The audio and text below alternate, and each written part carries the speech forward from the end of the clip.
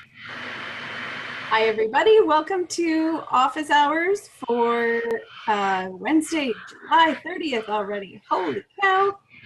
Wait, it's not Wednesday, Monday, July 30th. And we've got Kelly and Bonni here. Thank you, ladies, for showing up this morning. And we've been talking with Kelly just a little bit about making some updates to her book descriptions and stuff on KDP. We determined that yes, you can do updates and it won't pull your book out of production when you do that. It will still stay for sale. And Bonni, welcome. Thank you. Is that a vacuum? Can you hear me? Yeah, I don't know what the background noise is. Is it something at your work, I'm guessing? I'm just sitting in my office and the door's closed, so I'm not really sure. Oh. You know, it just sounded like someone was vacuuming. I'm like, oh, okay. Yeah, there's a pretty loud background noise hum. Maybe it's like the building fans or something that get picked up in the audio, but that's okay. So Bonni, you wanted to do some brainstorming around what kind of a freebie you can give away, correct? Yes. And Kelly is going to be our sneaky resource here because she's also doing education program and stuff as well. So we've got two people, I guess three, with education background and stuff here. And hopefully between us, we can figure out some potential good giveaway ideas for you that you can have available to help build your list. Now, we actually just did your blue pencil this morning as well. We recorded that, so I have a little bit of a sense of at least the intro of the story. Just a very yes, that's right, because I gave you the novel. Right. Okay. Great. Not the whole thing, but just the first couple pages. So at least I kind of got a hint of the character and where we're going. Maybe if you could give just a short description so that Kelly knows kind of what the story is about and the time period and everything as well, that would be great. Sure. It's a historical fiction taking place in the 1500s in Portugal.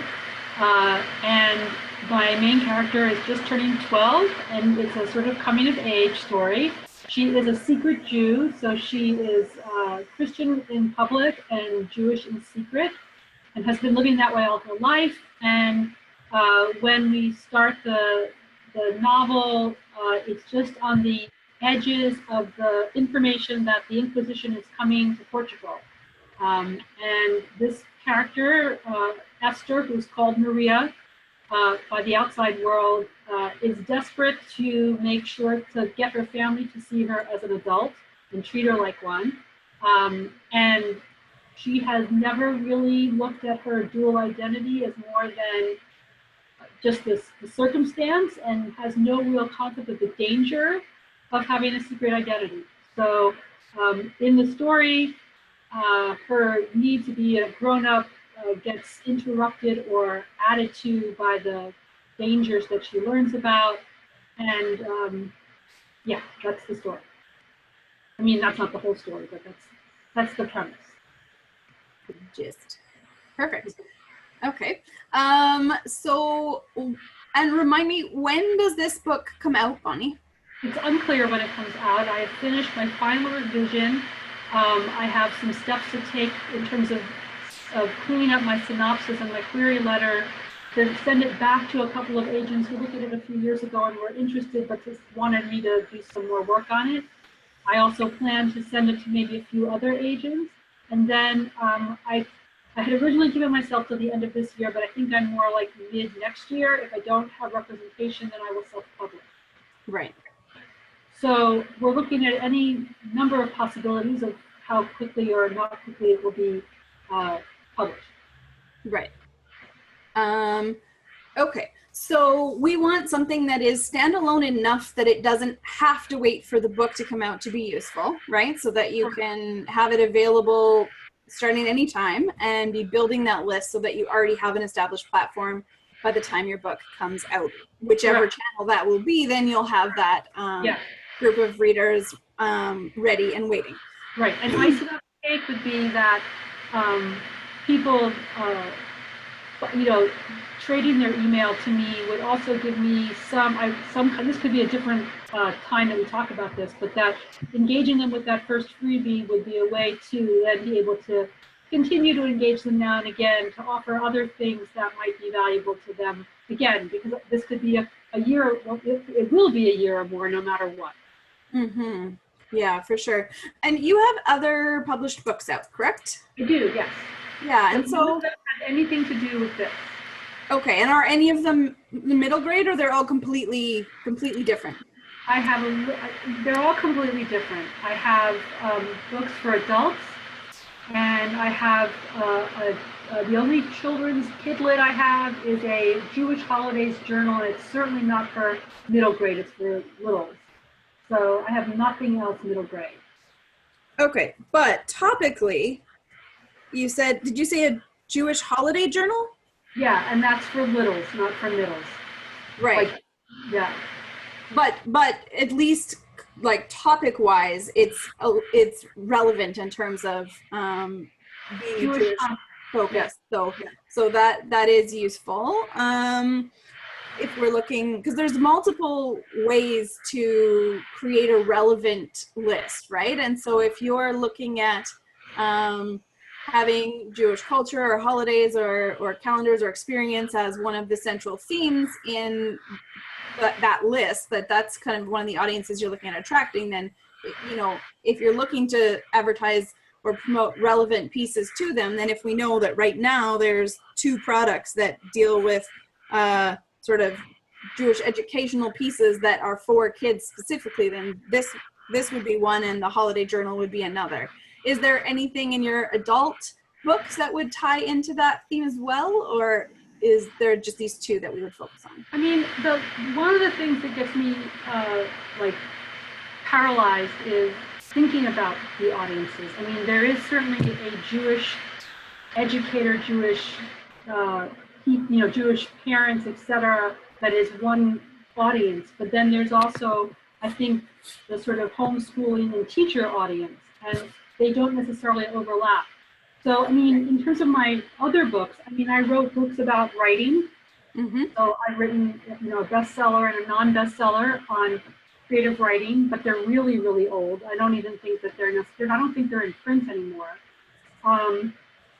So yeah, there's that sort of branch of the things that I do or have done. But I think that what I have to offer in this book, what's unique, as I said, is that it's about a period of time, the Inquisition, that's not really written about that much. And it's about the experience of being a secret Jew, which is all about identity, really, more than, it's more about, I mean, it is about Jewish versus Christian, and there is some of that going on, obviously, because those are the 2 identities that she's struggling with. But it's about identity and having a secret identity, or having to deal with, more than one version of yourself, the public or the private.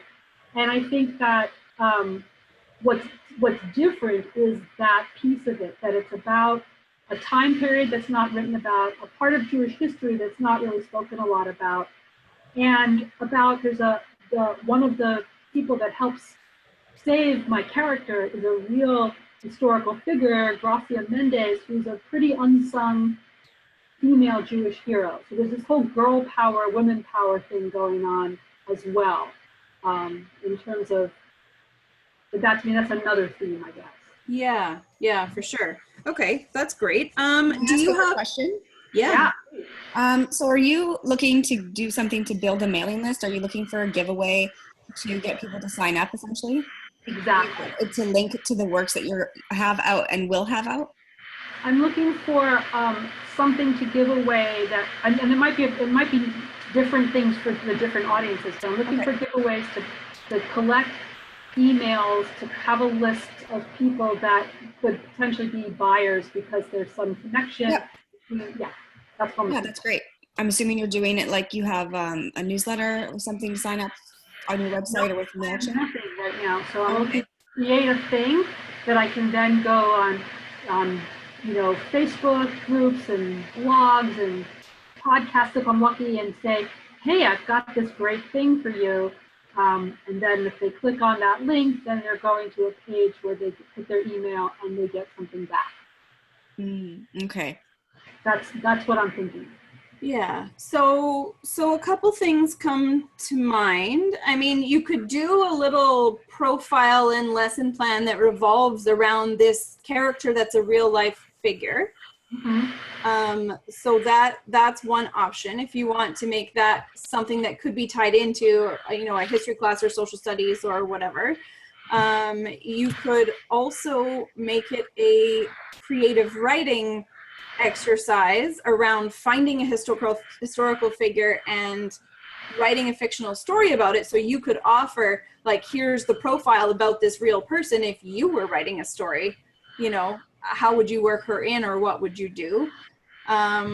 Do you have a sense at all if your preference would be to try to come at it from like a historical standpoint or from a creative writing standpoint? Like you said, you already have, like, you've got a couple of well-known books on creative writing. So it seems like even if those are older, that would help establish as a set of credentials in terms of offering up writing activities.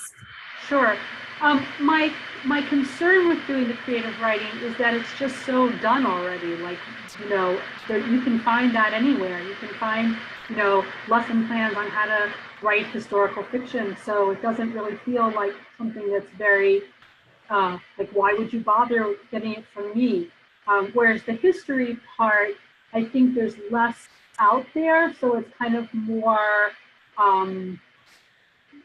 unique, and therefore maybe more desirable. But the problem is that in middle school, in the research I've been doing, there's not a lot of attention anymore to this period of time. It's sort of everything's more structured towards American history, with European history as sort of a context for it, or it's like a world history where they're looking at the Eastern world, which, this is only tangentially part of. One thing that comes to mind, though, from talking is that I could have a profile on Donna Gracia and then a couple of different lesson plans, one that's more historical and one that's more about writing historical fiction. So it could be, used in more than one way. Yeah. And you could also do something around the secret identity piece. So as like a fun download thing, just like Maria's guide to maintaining a secret identity, or like something like that, which could be, again, a little base that you could do a couple of different types of lesson plans off of. But they'd have to have read the book already to know about Maria. So I can't do that yet because I don't have a context for it. Well, you can write an intro to say, in this book, Maria is a young woman living in this place. She is living a life as a whatever. You can just do an intro blurb, just like you would on like a single sheet kind of handout with a little bit of backstory, a little bit about the period in time and whatever, but the 10 fun facts about having a secret identity as something that teachers could use as a resource in their classroom to spark a fun exercise. Like when we do writing workshops and stuff, we use stuff like that all the time as a platform for whatever writing exercise we're going to get the kids to do. And the idea of having a secret identity, and having having it as a superpower almost. Ladies, I'm so sorry. I have to go. Oh, okay. I have a meeting, but I look forward to hearing what you guys come up with. Bye. I'm sorry, was she needing something and I was taking over? No. We did her stuff before you got there. It's all good. All right. I love the idea of doing something about secret identity, but even more sort of with a little more depth. Like, I see, one of the reasons I was compelled to write this book is because I think we all have secret identities. They're not really at the same level. Well, for some people they are. If kids are, hiding things about themselves, that's one kind of secret identity. I don't need to get heavy there, but we also just have secret identities. There's the person we are in our bedroom that, we're in front of the mirror with the microphone that's made out of our brush or whatever. You know what I'm saying? Like they have secret identities, and middle school is such a time of kind of trying to understand your identity. On one hand, it would be hard to have a teacher do something where kids were, revealing themselves in that way. So maybe it does have to be something more, fun. But we do all have secret identities, I feel like. Mm-hmm. Yeah, definitely. And even something that is just like a discussion guide around that yes, it would be better with the whole book, but even with a one-page intro to the idea of the book, that's still a useful tool in terms of prompting conversation. Yeah, if middle schoolers are willing to have that kind of conversation, which they're probably not, but if you are any kind of minority, if you have a secret identity, you're moving back and forth between two different worlds, and so there is this other way that you don't show up because it's unacceptable or problematic. Yeah. Well, and I think you had a good point when you were talking about homeschoolers. Like, it's pretty easy to get really focused in on like what the traditional curriculum looks like in the place that you are, but your market is actually worldwide. Not just in the States necessarily, assuming that your book gets released in kind of a wider scale, but there's hundreds of thousands, if not millions, of homeschooling parents who tend to stray a little outside that established curriculum as well. So I think definitely providing them with any resources, it might be a harder conversation to have in a classroom in certain situations or areas. But if you can create something that you specifically tag for homeschooling parents or for writing groups or whatever, there's an awful lot of people teaching those who don't necessarily have education background in the same way as a classroom teacher would, who definitely support materials are something they are constantly looking for, and that would be a good connection in to those people as well. So do you think, Crystal, that I should have more than one thing and making those available to different groups, or do you think I should have one thing that's kind of can be more all-purpose? I would be tempted to have like a resource pack, if you're looking at different options. And one way to do that is have a page on your website, which is all of your free download stuff. And then you can drive people to that same page and they can choose all the things that are relevant. You can use funnel to deliver those things, or you can set it up to deliver them through your mailing list. But or you can have a password protected page that they just have to sign up for your list to get the password. There's a whole bunch of different technical ways to handle that, which we can talk about when we narrow down like how you want to handle the stream of people. But I think if your first step is creating maybe 2 to 3 resources that hit on different things, something that's kind of like fun and light that could be used as a jumping off activity for homeschooling parents and or kind of anyone who's running a writing class for the middle grade age kind of students. Also something that is like you talked about with the 2 different types of lesson plans, one that ties it into creative writing and one that does history, that if you had like those 3 things, that would kind of cover off a bunch of bases. Okay. And then you could target which of those resources you were highlighting, depending on which audience the blog or podcast or whatever that you were on was fitting best with. That sounds like a good idea, because that also would go well for historical people who are, interested specifically in historical fiction, because that would cover that. And even really the Jewish, because a lesson plan on Donna Gracia is, getting information about somebody. So yeah, so to recap that, 2 to 3 resources. One, something fun and light, that would be a writing activity for middle grade, and that could be something around the identity pieces, fun facts for secret identity. Yeah. And then more like a profile on Donna Gracia, and then a lesson plan to teach about Donna Gracia, and then one on more how to write writing historical fiction based on that Yeah. file or something like that. Yeah, for sure. And then so those could be good, right? And so those would be the free resources that you get by giving me your email. Mm-hmm. Now I just listened to a webinar / buy my product by a guy named Adam Houge, Houge, and he has this whole system where you basically, have something that people want. He kind of looks at it more as like a free ebook, and then an upsell right away for like another 2 books for $5 or something like that, to get people. I guess the concept is to get people used to buying your books before and having your books and then wanting more books. Right. So in marketing world, that's your lead magnet, which is the free thing you're giving away, and your tripwire, which is usually like a lower price point entry product, and then your main offer, which is your third book when it comes.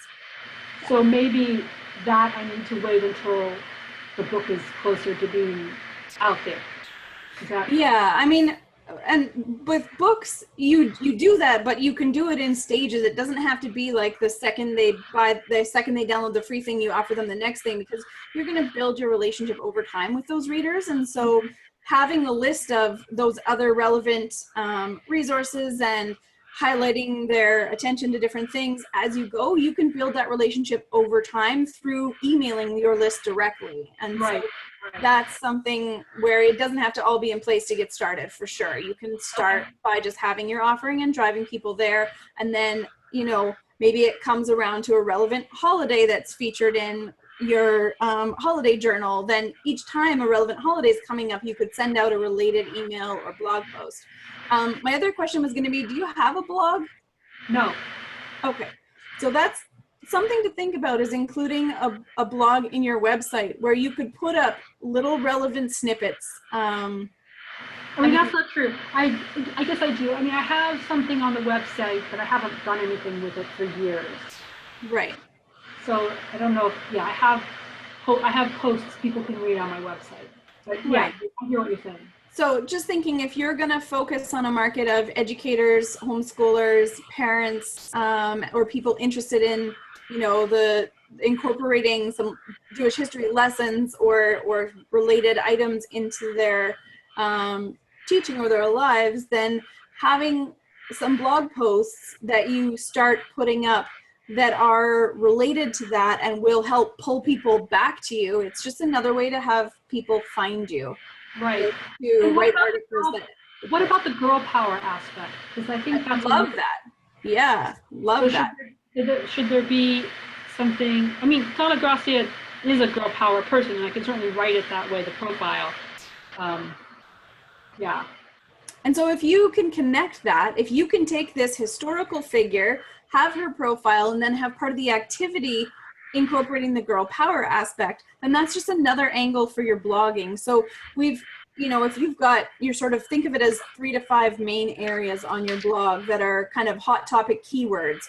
So cultural acceptance is huge. Authenticity, or like hiding your true self, that's also huge. The girl power stuff, really big. Acceptance and understanding of other cultures is a pretty hot topic. All kinds of stuff, right? So you have all of those different avenues, and think of like your blog and all your articles streams, right? And then think of each of those streams tapping into a different market of people, or potentially collecting a different audience. And then you have this array of things pulling people in that are all relevant to your book. And so that way you can explore some of these different avenues. You don't have to pin yourself right down to it.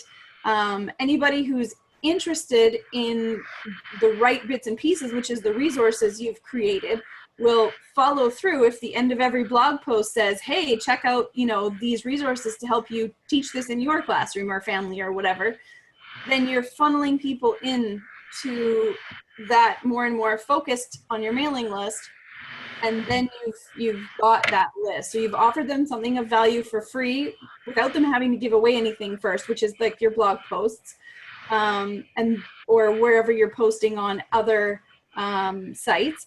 And then you've got the free thing that they can get by giving you their email address and letting you be in their inbox. And that presents you with the chance to build a relationship with them via your emailing, so that when your book comes out, you have an audience who is ready and primed to accept what you're sending and then potentially purchase that product and incorporate it into their own lives. And you can add one more new resource as well, like your classroom discussion guide or your lesson plan specifically around your books that you can add to the resources when your book launches. Just gives you another reason to be in their inbox, where it's like a soft sell. You're like, hey, I've got this resource. It goes great with this book, which you can also purchase on Amazon. There you go. Okay, yeah, I like that a lot. How often would you say I need to blog? I mean, there is no have to. It's more just the more content you have, the more chances of someone finding your article in a search and clicking on it. So I would say quality over quantity is key, because you're trying to build and establish yourself as an expert on a subject. You know, if you could hit at least 1 to 2 a month, that would be great.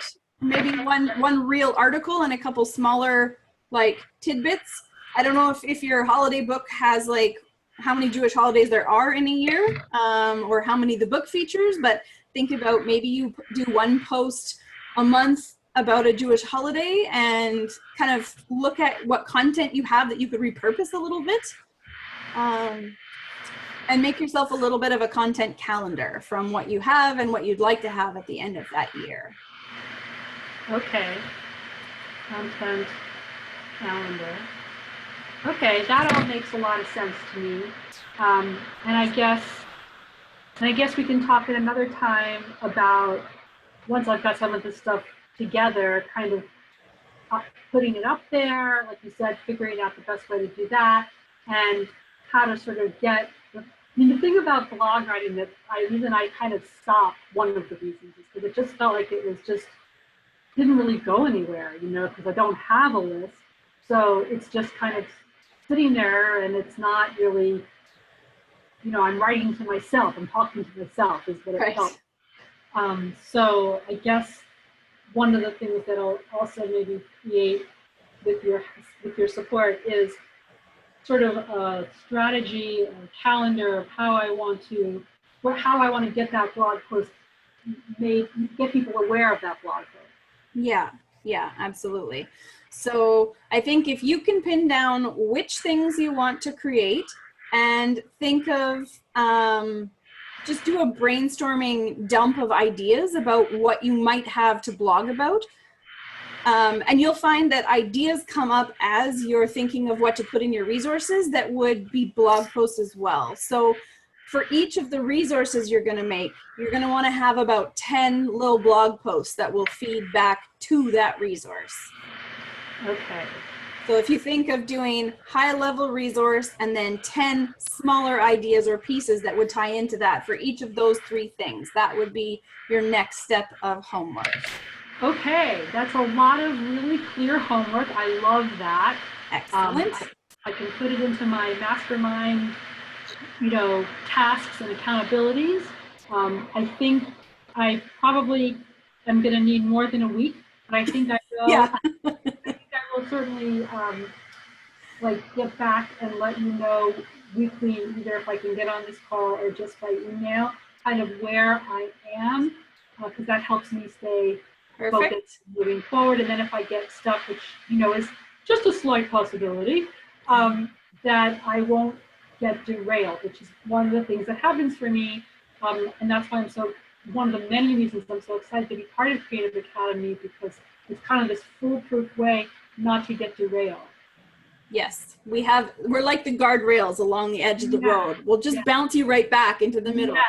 Exactly. So I see someone else is on the call, so I will stop here and say, All right. and let someone else have a turn, but this has just been great. Thank you so much. Excellent. All right. I look forward to seeing what you come up with, Bonnie, and definitely pop back in when you've got your first set, and then we can, bounce it off whoever is in the group that day and see if everybody has suggestions of what to add or whatever as well. So Thank you.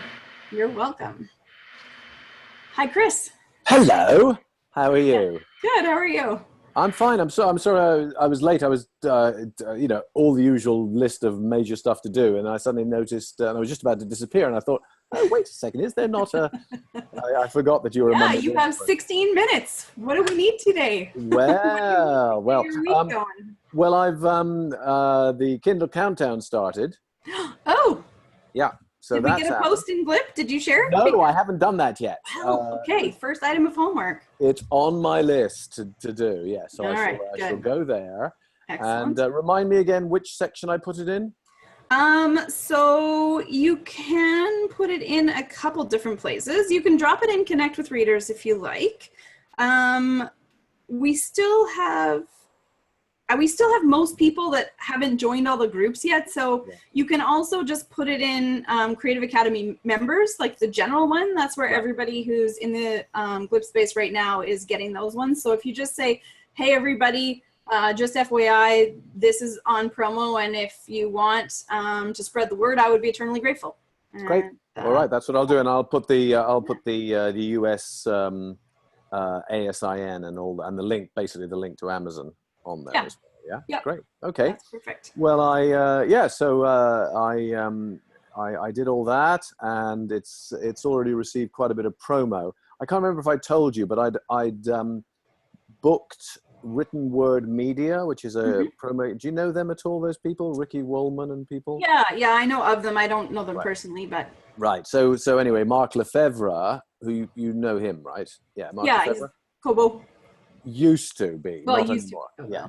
Anyway, he's been helping me a lot, so he put me onto them, and then I expressed to them my disappointment that it had all gone so slowly the first time around.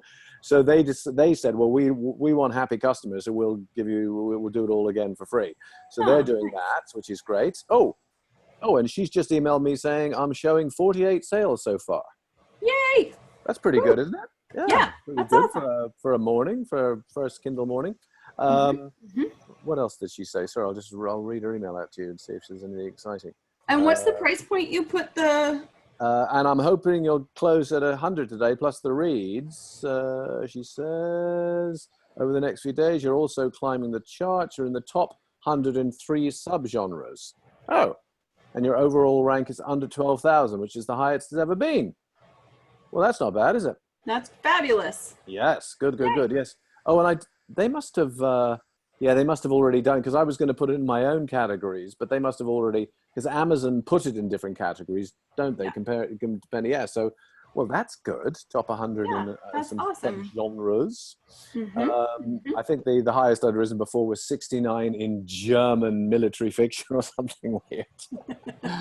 You gotta love the subcategories, though. The weirder, the better, because that's how you end up in stuff. Have you used the Kindle Rocket at all? Have you been playing around with it? I have indeed. Yes, yes, I do use it, and I used it again for because I put Plague up as well with the new cover, the Creative Academy design cover. So that's up. Yeah, the collective.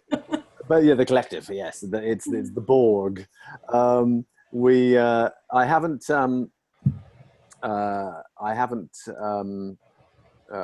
any promo on it. I'm actually not going to. I've done a sort of soft launch on it because I just wanted it in the back of the book, and someone's already bought it from that. Perfect. So, but what I'll do is, I think what I'll do, and well, I'll get your feedback on this.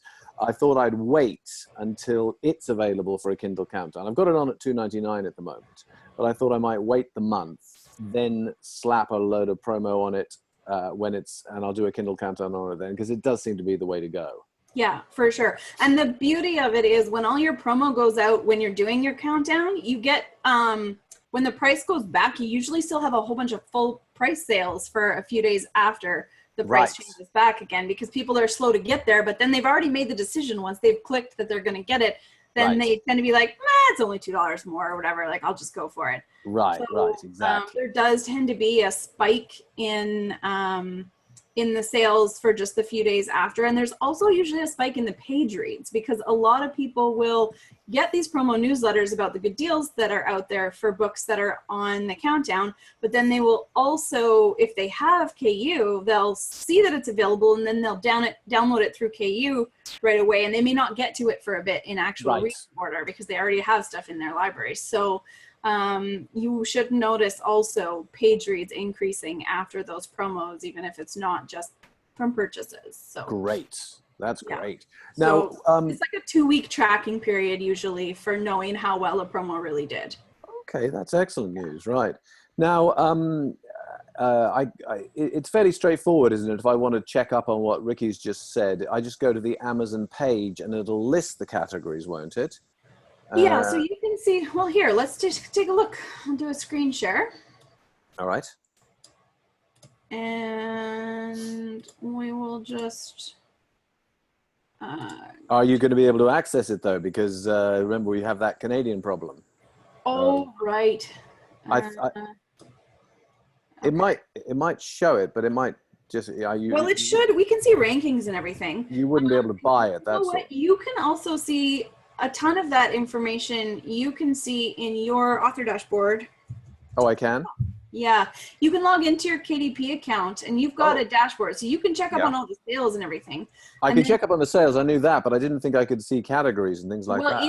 In your author central, you can see like your author ranking and stuff. And I don't know if it shows you all the categories now or not. They have a new program in beta. Right. Yeah, so there are different ways to see some of that stuff. There's also like Kindle Spy, which lets you see a bunch of that. I don't have that, but Donna does. So Right. So if we click on it. Oh, I meant to change that cover. Oh, never mind. And this should say, it's not saying to you the promo though, is it? Because it's no, but it's showing here. It's jumping. So it's showing bestseller ranks and stuff in here anyway. Yeah, but that doesn't show anything that says it's in the top 100 of some things, does it? No, not yet. But how did she phrase that? It was in the top 100 subcategories or something, right? I think so.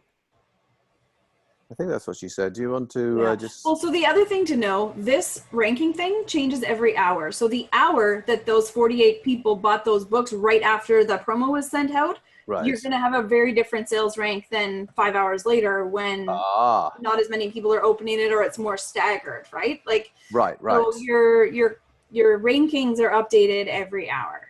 Oh, I see. So they will be constantly changing all day, all night.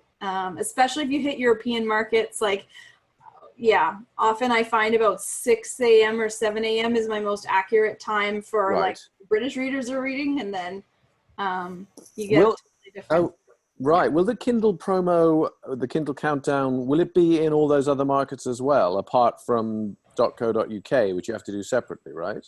You can only do countdowns in 2 places, I think, at the moment. The American one and the UK one, and you schedule those independently on your own. There's not countdowns in the other countries, I don't think. Right. So okay, so I should try to look. But yeah, this is interesting that it hasn't appeared yet. Do you want me to go back to the email and see what she says? Well, if she checked it like an hour ago or 2 hours ago, it would be different. It could even be different 5 minutes. I don't know when the hour clicks over. So that's my point is I don't know what tool she used to pull the info, but you can ask her. I will. That's what I'll do. Yeah, because that doesn't look like it's in the top of 100 of anything. So I will. But again, it could have been an hour ago. Gotcha. Which is why one of my advice to people is like, don't refresh every 5 minutes your Kindle thing expecting to see the sales you can see on your dashboard reflected in your Amazon rank. It doesn't happen instantly. Right. Sales go through pretty much instantly for the most part. Right. But your rank is only going to be updated once an hour. So Gotcha. you could see 50 sales happen in a, you know, and then not see any change in your rank. And that's why you'll make yourself Right. insane if you're expecting it to always line up. Yeah. Yeah. Well, Yeah. as you know, I'm technophobic, so I wouldn't do that anyway. Well, I've definitely been guilty of being in my Kindle dashboard when I just like did a big promo or whatever and like refresh, Right. just Right. watch Yeah. the numbers climb. But Yeah. but yeah, I mean, you do want to establish some limits for yourself. But at the same time, if you're climbing up through the rankings, you do want to pay attention because you want to get a screen grab of sort of your best one, you know, like if you're going to hit number 1 at some point, or you're going to be in the top 10 or the top 100 of something, it's fun to have that as a screen grab, just so that for you, even if that changes tomorrow or next week or whatever, you know that that was a milestone that you hit. Oh, right. Yeah, absolutely. Right? Definitely. Fun, so. Now look, this is, shall I share my screen? I'll just Sure. show you what she's got here. It's Yeah. just, because she sent a screen grab. Yeah. See, this is why we do it. Social proof. Yeah, right. You see, there's can you see that? Hang on, let me move you. Yeah. There you go. See? Can you see my screen grab there? Yeah. So that's gone up to, yeah, it's gone from the format of J. It's currently ranked 11,000 of over 1 million. That's pretty good. Yeah, it's awesome. Yeah. And down here it says, well, here you go. So why does she have that? Well, again, it's going to be when she screen grabbed it. Right? There's no. But that's a huge difference from the one you just seen. I can't think. Yeah, but like 5 books can be that much of a ranking difference because you don't know how many books the next person in that category is selling, right? Right. Well, this is great though that it number 63 in awesome. Thrillers historical. That's quite a boost. Yeah. Now, is that the sort of thing that Amazon will their algorithms now kick in and promote it more? Is that how it works? Or? Well, in theory, yes. There's no guarantee. Like, there's no like, oh, if you get this many or your rank changes by this much, Amazon will do all the things. But yes, yeah, that's buying you lottery tickets to getting Amazon to do that. Right. Okay. So the algorithm picks up the information that right now what you got going on is like a big old upward spike, which is fantastic. And if you keep, plugging away to build on that over the next few days, if each day that you can keep that upward motion going, right, that is increasing your chances exponentially of Amazon picking it up and doing stuff to help you. Right. Now, what can I do to help out with all that? So what you can do Should to I be help with tweeting that, all the time? yes, or? Absolutely. If you've got a promo running, you should 100% be sharing stuff on social media. You should be tapping other influencer authors that you're friends with, saying, "Hey, this is on for the next 2 days. Can you help share this for me?" I've done that with Diana, Bob Dugoni, and Jonas Saul already. I think Jonas hasn't shared yet, but the rest, the other two. Oh, in fact, Diana hasn't yet, but they will. Bob has. Yeah. So tapping them, right? Is and it worth? That will be part of what's making that difference, right? Is the spikes up as you go. And would it be a good idea to screen grab this, for example, and just post that saying, "Hey"? Yeah, totally. I'm totally stoked. Looks what's just happened. Like, anybody who can, please share that the deal's still on. Like, I'm trying to, let's see if we can get it up another 20 notches today. Whatever. You can generate excitement, but giving people a specific ask, like, "Hey, this is what's happening. I'm totally stoked. Is there any way you can share this with your people?" Right. You're not that it's just spreading the word. The more eyes on it. Absolutely. And that's not seen as too much over soliciting and using Twitter to, I thought you were meant to be a bit of this is the beauty of running a Kindle Countdown, is that is your permission for those 5 days or whatever to promote like a demon. Right. It's during that time. The expectation is you will not do that every day. Right. Like the next 3 months. But that's why we run these promos. It's why they're effective, is because that is your golden ticket. That is your chance to be like, okay, my turn. For the next few days, I'm going to be like, promote. There's nothing that says the 80-20 split has to happen every single day. The rest of the time when you're not in a promo, you can be very selfless about what you're sharing and just share little bits and pieces of, you know, I'm excited about my word count or can't wait to get into the research for this next book or whatever, you know, that's fine. But then when the promo times happen, that's when you call in all your markers, right? Gotcha. Yeah. Gotcha. Yeah. Okay. Well, that's what I shall do. I shall do some serious, I shall blast it out there and see if I can get some more help with this. That'd be Perfect. great. And I don't know, maybe I should wait till tomorrow now, because first, or I don't know, what do you think? Should I do more now and share this now? And Yes, I would say don't wait, because people will take time to act. If you are asking for other people to help, think of it as every step is going to take some time, and you want to make sure that there's still going to be a day or two left in the promo by the time it filters out through all those layers. Right. Got you. Yeah. Okay. Why can't I want to come hit out of my share screen, but where is it? Is it up here? Should be. No. Oh, you need to minimize. This isn't your... This guy? This actual Zoom window. Yeah. If you come down to the bottom. Oh, where am I? If you hit down at the very bottom, there's like the Zoom picture. The Zoom picture. Like the icon in your... This one? taskbar. No, Sorry. that's not it. No, that might be oh, zoom down here. Yeah. Yeah. Tap that. No, that's not bringing me up there. What? I'm sorry, I have to leave, but Chris, congratulations, and I can't wait to see it in Blip. Oh, thank you so much. Thank you so much. Bye. Thanks, Bonni. Good luck with your homework. Thank you. Oh, hang on. Maybe I have to go here. Back to meeting? No. Why am I sharing this? What's going on? Yeah. Oh, here we go. More. Here we go. Stop share. Woof. There we go. Got there in the end. All right. Yeah. Okay. Technophobic? Not at all. Oh, where are you going now? There you go. Great. Okay. Well, that's good. That's exciting, Crystal. So I'll immediately go on to Glip. Okay. I think because that's the noise it makes when a message comes in. It's like, clip. Oh, I see. Okay, very good. That's all I got. I don't know. Okay, that's excellent. I'm glad to hear that. There's a mnemonic that will work for me, and great. So I'll check in again. When's the next gathering?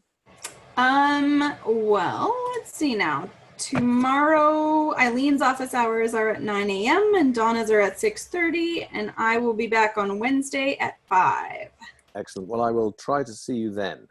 All right, perfect. I look forward to hearing a report of how your blitzing has gone, and I will pop over to my social media accounts early this afternoon and then reshare whatever it is you've posted out there. Fabulous, lovely. Glad to hear it. All right, my dear. Thank you so much. Thank you. Have a good day. Bye. Bye.